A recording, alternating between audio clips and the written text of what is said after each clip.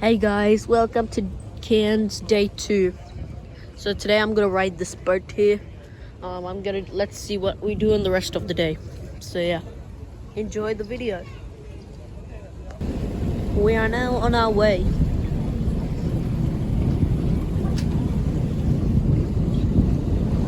guys, how's it going today? Good? You guys excited for your trip to the reef? Oh yeah? Yeah? It's gonna be a good day. Hey Mel.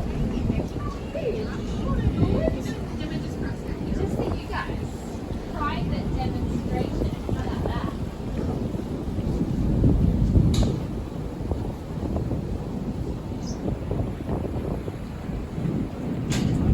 Alright, gotta really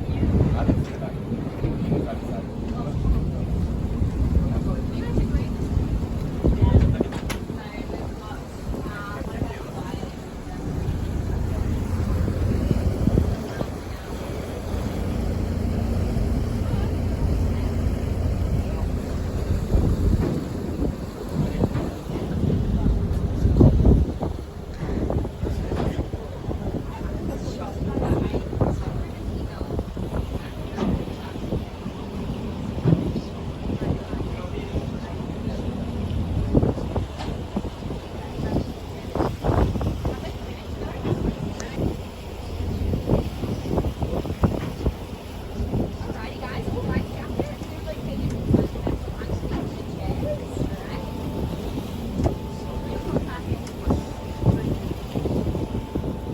So that horn that you hear is the emergency horn. Like that one. Towards your nearest port, as this information will assist you with your snorkeling activities. Let's look at some of the equipment. The mask. To fit the mask correctly, put the mask up to your face. Make sure the nose is enclosed in the nose. Alrighty, we have arrived at Green Island. Near here is the Great Barrier Reef. We will explore it. Just wait until we will explore it.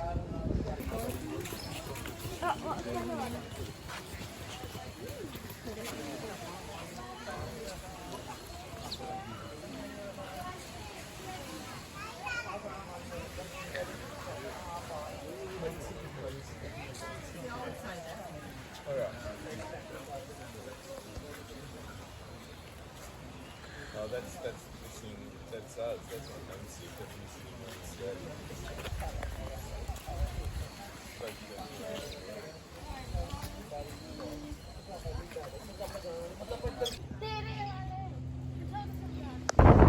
Alrighty, we are now on our way.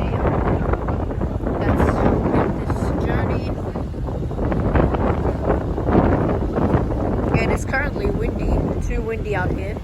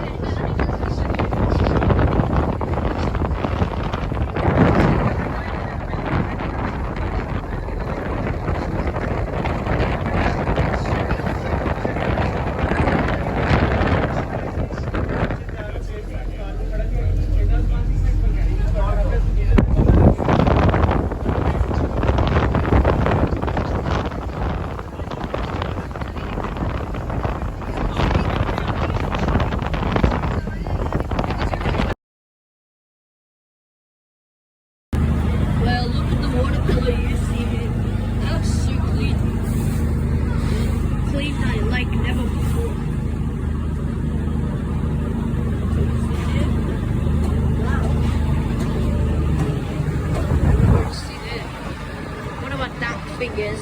We'll see what it is. So we've got two broad types of corals. We've got hard or soft. So hard corals, they have a calcium carbonate skeleton. Meanwhile, soft corals don't have that, so they can move with the current. So you can quite easily tell which one's which. Now on our right hand side, we're seeing a great example of our boulder corals. These are some of our harder coral species. These guys only grow about 1 centimetre a year. So some of those corals that are about a metre in size could be hundreds years old. However, we're seeing some big ones at the moment, so those ones could be thousands of years old. Some of those corals can actually help date the reef. Some fish we're seeing down there, so spotted fish are some spotted cod. So we do see them around. Some other corals we've got down here, some branching corals. These are the ones that look like tree branches.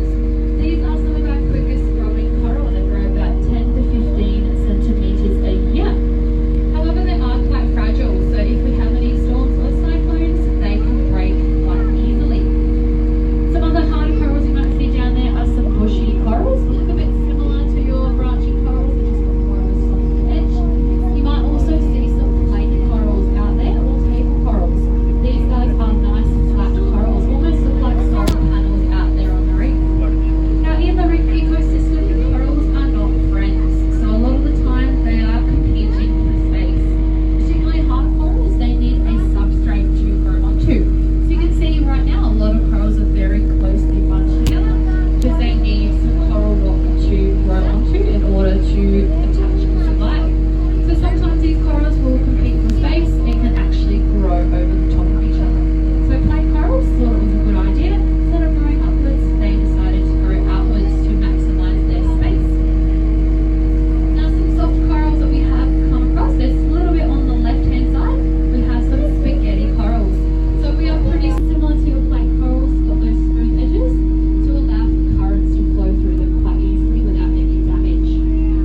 Now on the right hand side, we are seeing a giant clam just embedded in the coral. So giant clams are really important for the marine ecosystem. They act as the water filters. So giant clams are animals, they are mollusks, and they are bivalves. So that means that they have 2 holes. We call these holes siphons. So what happens is water will come out from one hole and they will clean out the water and pump out clean water out the other end. As well as of their shells, these are photoreceptors, so they act as their eyes. So they can't see as clearly as humans do, but they can sense shadows or changes in bright and dark. So if they can sense a human or a shark or a fish swimming over the top of them, they will close up. Now they won't close up all the way, just a little bit for protection, so they can still get the oxygen that they need. Now we've got more of that spaghetti coral on the right hand side. Another soft coral species we have seen, which is elephant ear corals. They've got really cool folds that look like an elephant's ear. Now with this particular species, you can sometimes see their polyps out extended quite well, but when they are retracted and hanging inside the coral, they look more leathery, so they get the name leather coral as well. We've got some more of those big boulder corals on that right hand side as well, so those ones can be thousands of years old. Now through this area we are starting to see some of our beautiful fish species on the reef as well. We have about 1,600 species of fish on the Great Barrier Reef. The most common ones that we will see today are your parrotfish. So we have come across a few of them already. They are usually a green or blue sort of colour. So we have about 200 species of sea cucumbers on the reef. The most common ones we tend to see are our pineapple sea cucumbers, the nice and white on the outside of the pine, or velvet sea cucumbers, so just plain black. Now these sea cucumbers are nocturnal, so they tend to sleep during the day, and that's why you see them staying still.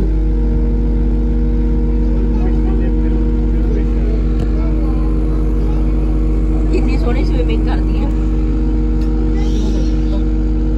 ज़्यादा बड़ी नहीं है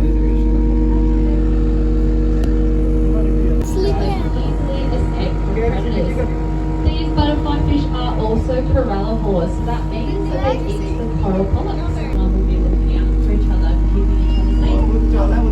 Now you might find a few fish are yellow out there on the reef. In the fish world, yellow actually means poison. So some fish Yellow means pretend poison. to be be poisonous by having a yellow colouring so that predators don't eat them. So it's quite a smart adaptation that some of these fish have Zebra developed. fish Mila. Oh, the little fish. Zebra. A zebra fish.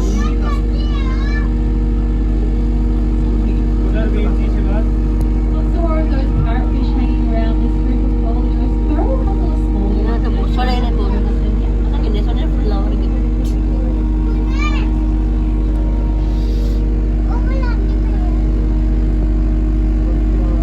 The fish you might see out there today, guys, are different species of angelfish, so they are monogamous pairs. Have a look and see if you find some. On the right, those yellow fish with black and white stripe on their face are another species of rabbitfish. They are your fox.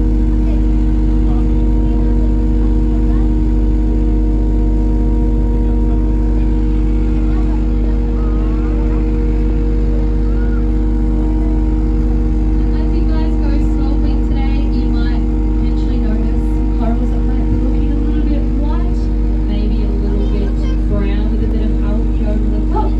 That has been potentially due to some of our coral bleaching. So coral bleaching, some of you might not know, is considered now as the number one threat to coral reefs worldwide. No, the For those of you that don't know, to put it very simply, coral bleaching is a stress response. So when coral gets really hot from increased water temperatures, or maybe when you experience quite a lot of fresh water in a short period of time, like we experience during our wet seasons, our corals can become very stressed. Now corals are very particular and like things to be at a certain way. If one thing is thrown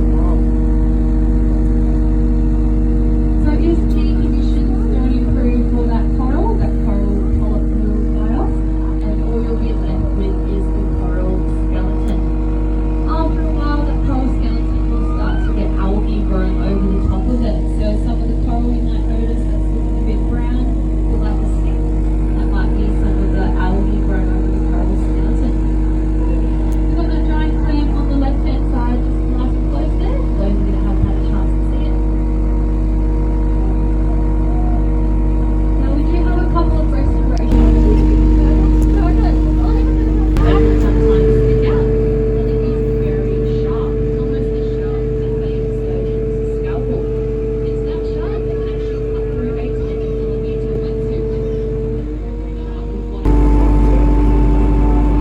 Alright, I will see you outside of the submarine. We have now